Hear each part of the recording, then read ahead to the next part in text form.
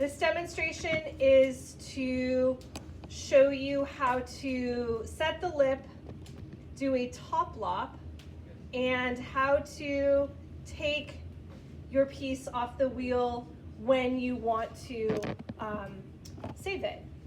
So we have a cylinder that we've already made. I've done a few pulls.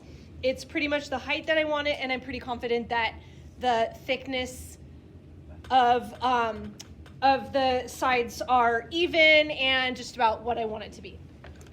So what I want to talk about is when you get a little bit of wobbliness happening at the top. So if I do a pull and I get to the top, one thing that I can do to ensure that I don't get the wobbles is to take this outside hand and roll it over the top and hold. So without the sponge in the way, I'm basically taking this outer hand and coming across the top. I'm pinching and holding with this. This is my anchored hand, right? It's very steady. And then I'm coming up and over the top of the lip, and then I'm slightly pushing down. That's called setting the lip. So as you get to the top, you want to roll that outside hand over and set the lip. That's probably your number one best insurance policy to keep your lip from being out of whack. If you opened up slightly unevenly, you may end up at this point where one side is higher and one side is lower because there was more clay on one area than another. I want to show you another technique if that ever happens to you, because you have to be able to flip this over and to trim it properly, and it has to sit level on the wheel head. If it's crooked, if one side is higher and one side is lower, when you go to flip it over to trim, you're gonna have a weird, wacky, uneven trim because it's not sitting on the wheel head flat. It's sitting at an angle. So it's very important that this top part is level, okay? If you have that problem, you can do a top lop, and it's very common, especially for beginners, to have this issue. Again, I'm using my anchor point. I've got my elbow in my hip. I am holding, and a lot of times the top will be wobbly, and your fingers, if they're at the top, will be like this. Sometimes you need to go down slightly to find a steady place where you are not having your fingers wobbly, okay? So if this is too crazy, maybe go down slightly. But also, you cannot just go stabbing in with a needle tool. It's gonna be like this, crazy, right?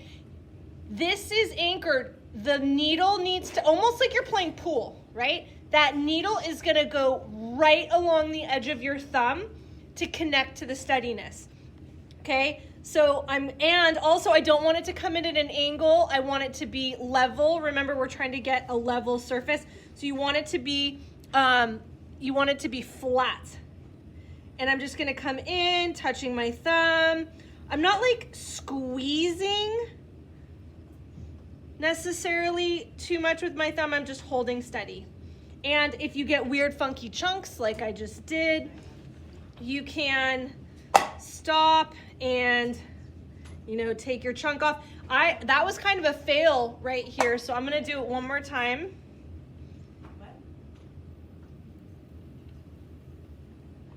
Should come off really clean.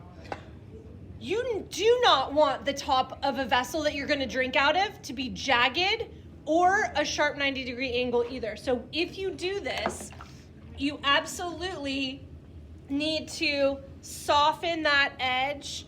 You can do it with your fingers like this, or you can just do a set the lip like that, and you're gonna soften it. You want to put, if this is the part that's going to get put to your mouth to drink out of it, you want it to be rounded and soft, not sharp and jagged, okay? So that's setting the lip, that's a top lop. And then your last and final step is to get rid of this skirt. So see how it kind of flares out at the bottom? That is just, and a lot of beginners will just take it off right here, but that's extra work that you have to do in the trimming process, and you want to get some of that weight and that bulk out from the get-go. So this is what you're gonna do. You're gonna take this tool here, you're gonna hold it really steady in two hands, and you're gonna try to create a 90, right? You're trying to create this 90 against the wheel head. You're gonna come in like that, at a little bit of an angle away from you, the way you wanna come in with all your tools. But you wanna be very steady with this. You don't wanna just be like, gotta go anchored, elbows in, 2 hands. And then you're gonna just come straight down to the wheel head, like that. So for beginners, I recommend you stop the wheel, you take your needle tool and you go under all that chunkage, and then you just take it off. If you're more advanced, you can do it while the wheel is still running, but I don't recommend that for beginners. Okay, so now I've got all that excess off the wheel head, and now it's time to take it off. So having a partner to help you do this is definitely advisable, but I'll show you how to do it by yourself. So the first thing you're gonna do is you're gonna choke up on the wire so that your thumbs are really taut, and then you're gonna make sure your thumbs are touching the wheel head really flat, and then you're gonna come towards yourself like that 1 time.